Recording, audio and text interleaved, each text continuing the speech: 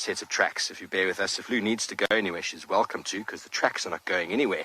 But what we're going to do is just measure it over here. It's about 6 centimeters. And what's very clear to see in the sand is, can you see this little line over here? That is where the front foot stepped. And there's the back foot. So you've got a hoof that has stepped on top of another hoof. And we talk about that in the Tragelaphus species, the term called directly registering, whereby the front foot steps and the back foot steps on top.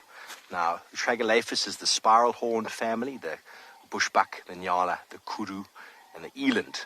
Now, looking at the size here, if you recall yesterday, we measured a kudu was about 8, 9, close to 10 centimeters. This one is 6, okay, quite small. And also the widest part of the track is about there, not 2/3 to the back. Kudu track is very rugby ball-like shape.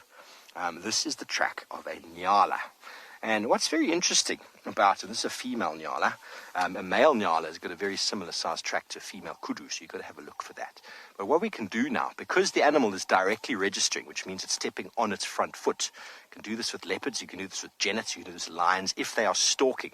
If you can do this where they've done that, you find 3 tracks, like I've done here, left, right, and left again. Can you see that? We got the 3. So now, what we can do is we can measure from there to there, and that is the shoulder height of the animal where my finger is. That's the shoulder height. Because you can get the track directly registering, you can get the shoulder height. So that's about the right size for a nyala, bearing in mind the kudu probably stands about over here.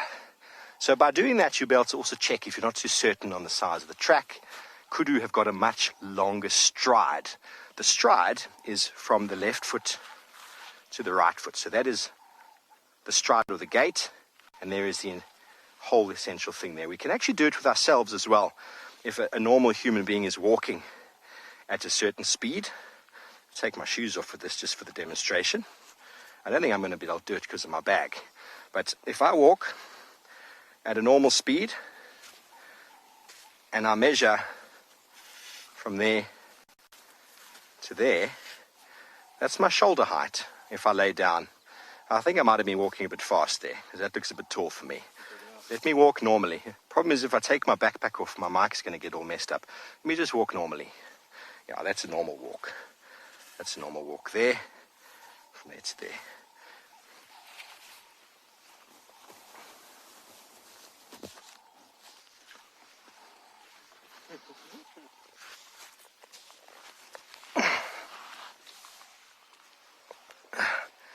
Am I a bit off, Darby? A little bit off. Okay, well, not the best example in the world, but if someone's walking at a good speed, not too fast, just at a normal, regular gait, you can actually work out their shoulder height by getting 3 tracks. Joy wants to know rugby ball shape. Okay, rugby ball shape, Joy, is very similar to that of American football. Everybody knows what American football looks like. It's that cylindrical sort of shape, egg-like shape, really.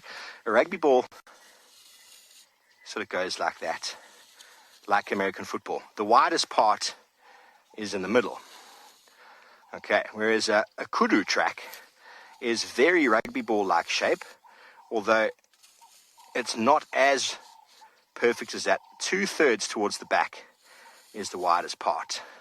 With an impala's heart shape, that is a terrible drawing, but the widest part for the impala is right at the back. Does that make sense? So a kudu is relatively round on the edges. It's not sharp. Wildebeest are quite square in the front. Waterbuck also very heart-like. Kudu very easy to identify because they are very American football round-like shape.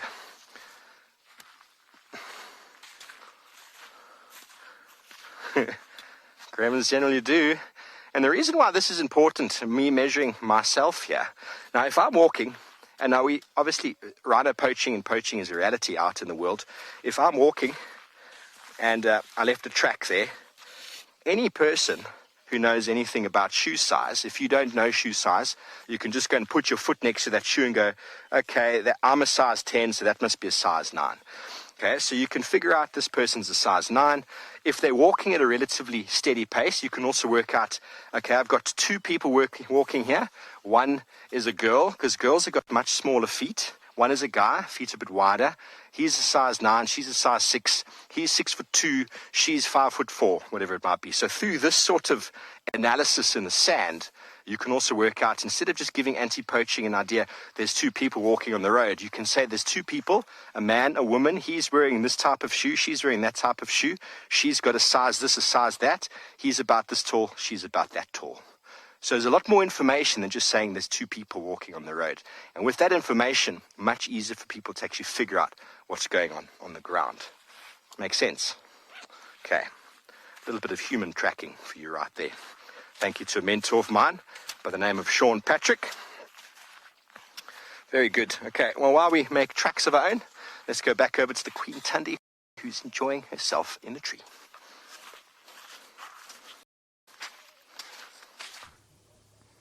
Ah, Steve, I thought you were calling me the Queen, but yes, Queen Tandy. She's very much enjoying herself. Now, once this vehicle leaves, we can actually get a little bit closer.